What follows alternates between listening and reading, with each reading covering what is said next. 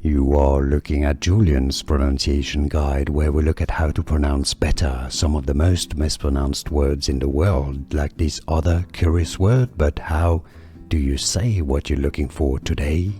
Let's learn once and for all how to pronounce this name from Arabic.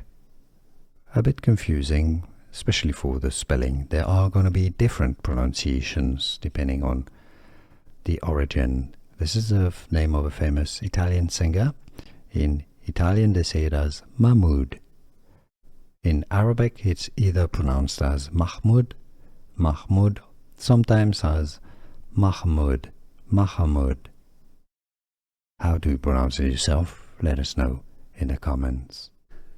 Here are more videos on how to pronounce more confusing words and names too many mispronounced. Like this video if you found it useful. I appreciate your support. I'll see you soon and thanks for watching.